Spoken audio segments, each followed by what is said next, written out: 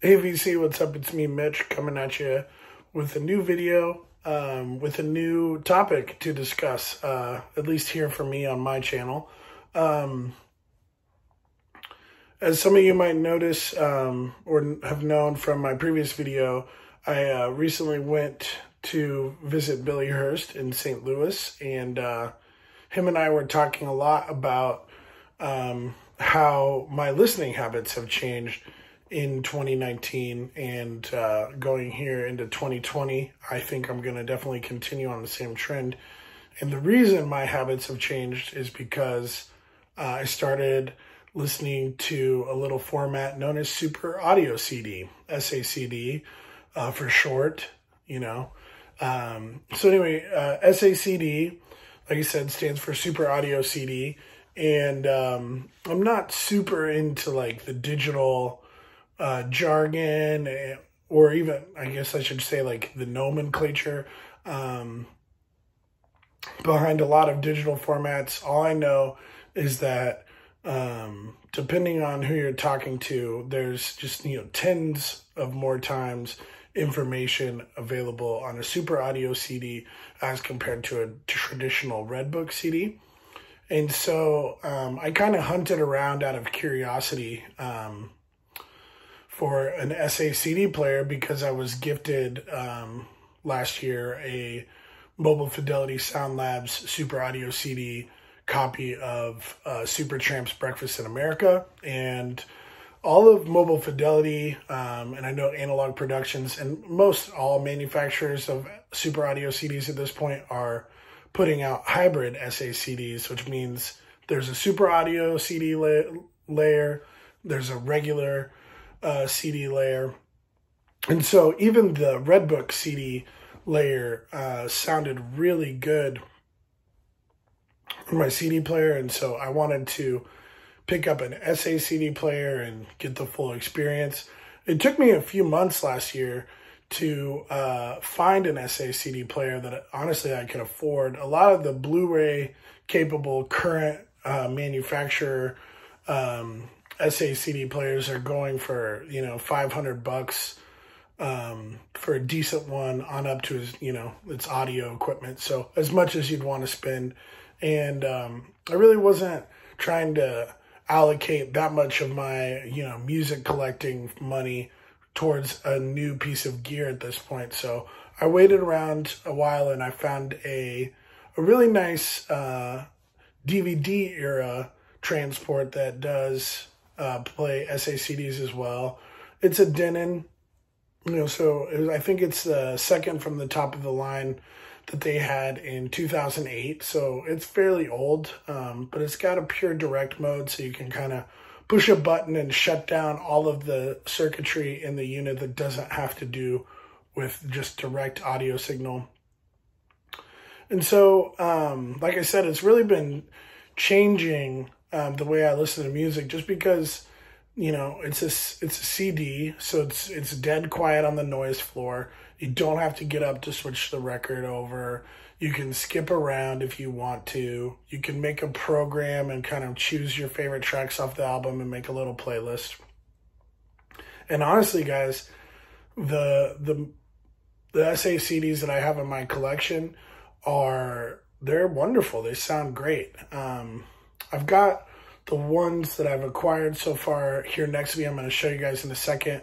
As I'm filming this video, I realized that there's a few that I left out of the box just because they're classical and they were a gift to me. And classical is not really my bag. So I didn't feel like I was going to be able to talk about them at any real level. But I also, because those classical guys are in the jewel case format, I think I left my Dark Side of the Moon over there. So it's going to look like all I have are Mobile Fidelity mini LP package style SACDs, which is mostly true. It's almost all of my collection, but I wanted to show you guys what I have accumulated in 2019 so far. And and really just kind of ask the vinyl community if anybody else is really collecting Super Audio CDs or enjoys listening to them. I'd love to kind of get some input on that and see what other titles are worth grabbing, et cetera, et cetera. So anyway, guys, thanks for being patient as I kind of ramble at the beginning of this video, and we'll get into the actual titles here. So first up is the Allman Brothers Band debut. I was really pumped to pick this one up.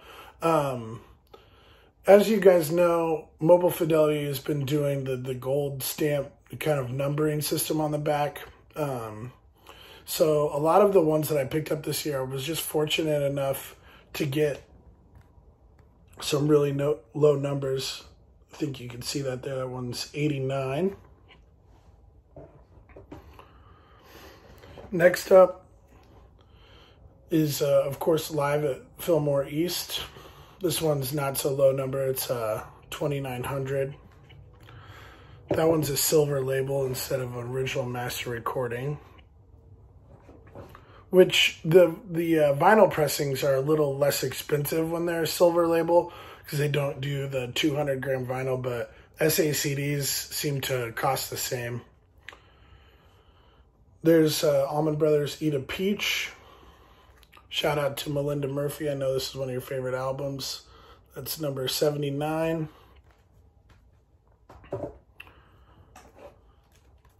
Allman Brothers, Brothers and Sisters.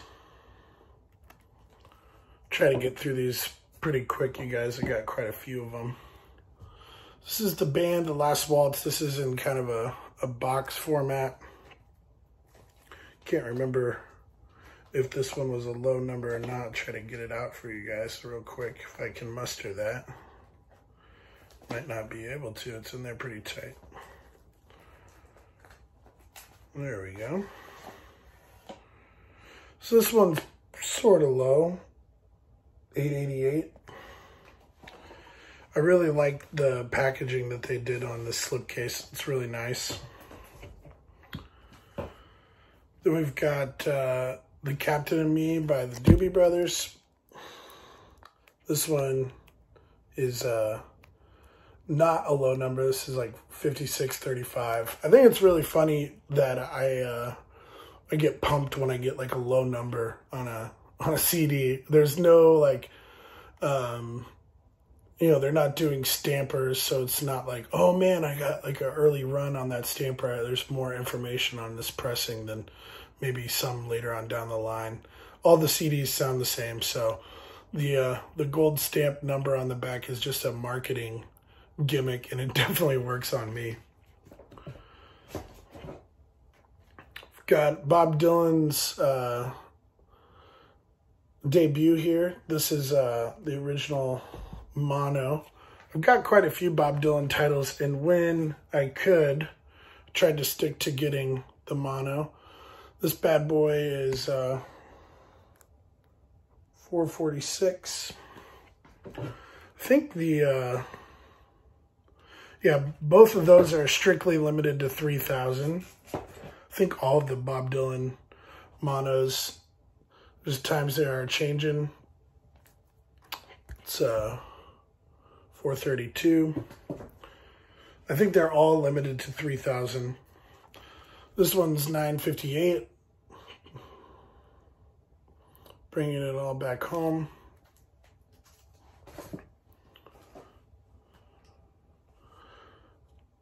Highway Revisited. Number 607 on that guy. Haven't had a chance to open this one, but of course it's Blonde on Blonde. This one, not low numbered, and it's this one's in stereo. So you can see, you guys, on the hype sticker there, plays on all disc players.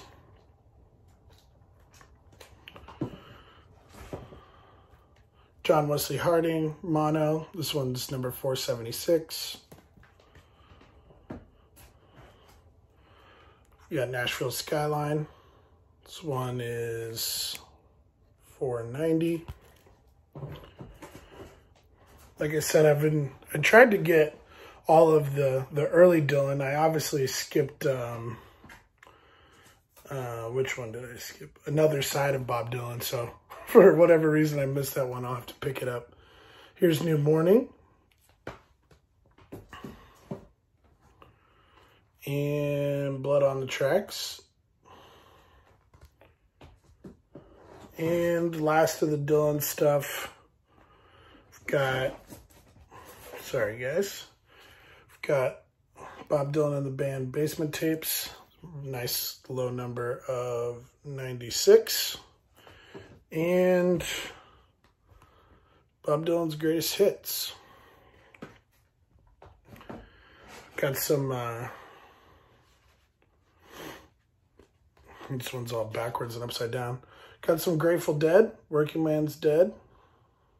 It's number 1198. You guys, this album is, if you're not into the Dead, I'm not a super big Deadhead, but if you've never heard the Grateful Dead, start here. This album is a masterpiece. American Beauty.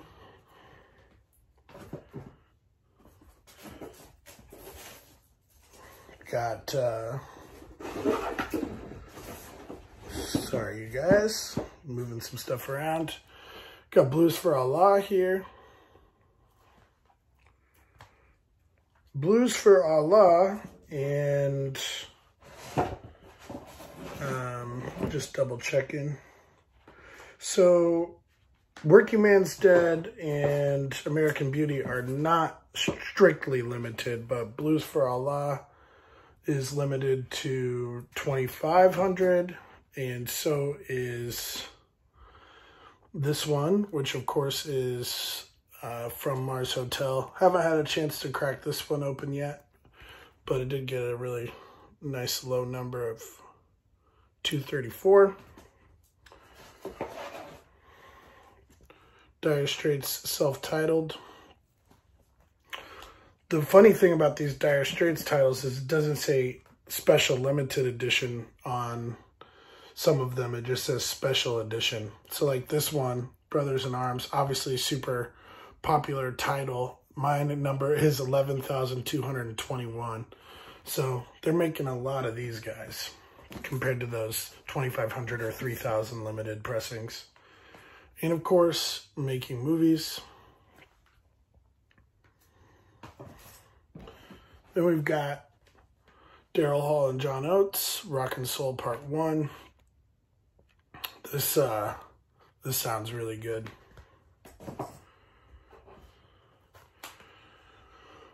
Surrealistic Pillow, Jefferson Airplane. This one, I was a little bit disappointed just because those Bob Dylan albums have like a mono hype sticker, and this one has the regular, just plain Jane Mobile Fidelity hype sticker. Sorry about the glare, you guys. But this one is the mono mix. This, Get the Knack. This one is number 1754. These are limited to 2,000 pressings.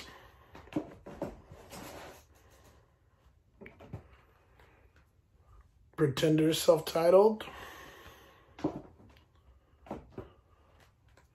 Pretenders 2.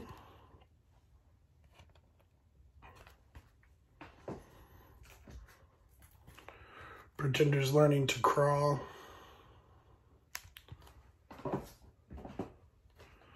My first SACD, Supertramp, Breakfast in America, number 491.